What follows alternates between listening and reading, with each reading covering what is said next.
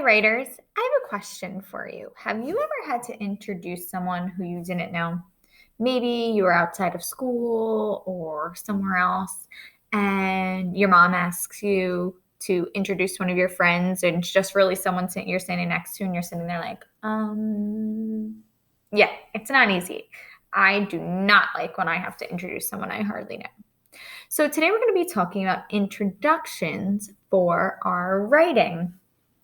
And the reason we waited to do our introduction later in our writing is because just like introducing people you hardly know, it's really hard to introduce an essay that you haven't started yet or writing that you haven't started yet. So now that you're deep into your informational chapter books, we can start to work on our introductions.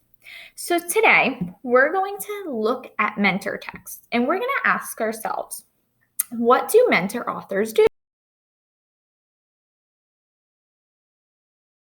Without the answer to that question, we can ask, how can we apply that now to our own writing?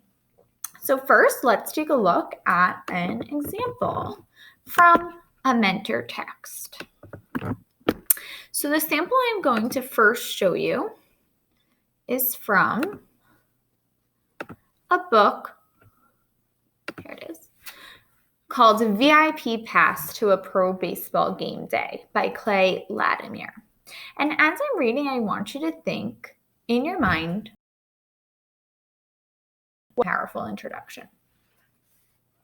Play ball. Baseball fans love hearing those wonderful words.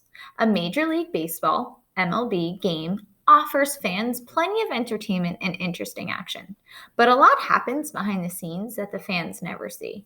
Behind every stolen base, there's a coach that flashes signals to the players. Every relief pitcher has a great bullpen story. During the game, coaches discuss strategy in the dugouts. Grounds crews continually work to keep the field in tip-top shape. To understand the big picture, you have to look beyond the field. How do teams travel?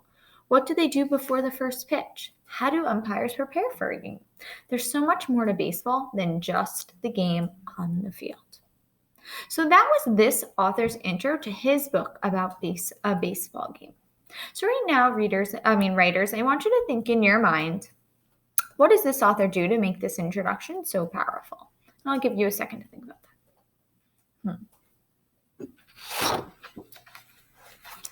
All right, so I already started to think about how this author makes a powerful introduction.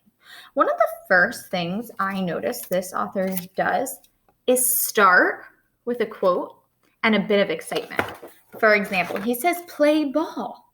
And then he describes all the things that are going on during the game and everything that happens behind the scenes.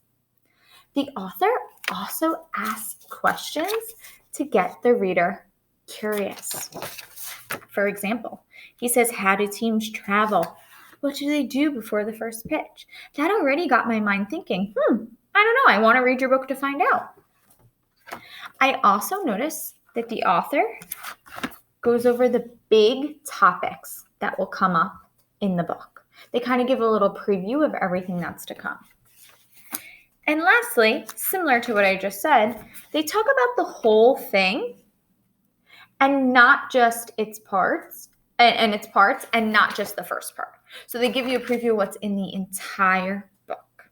Let's take a look at my sample and let's see if I applied these things to make a powerful intro.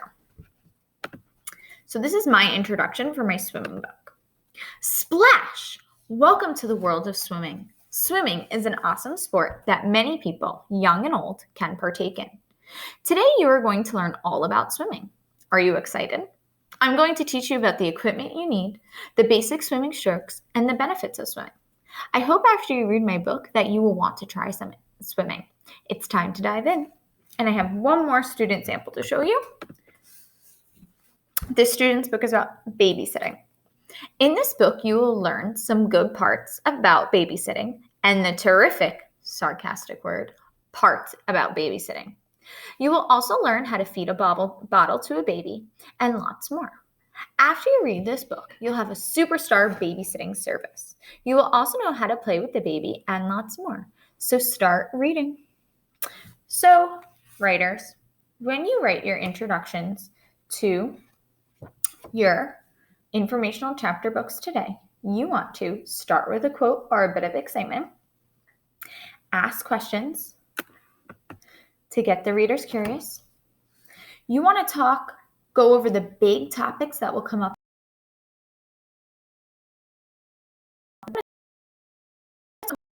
I know it says do not write on the introduction slide, but now you can start writing your introductions.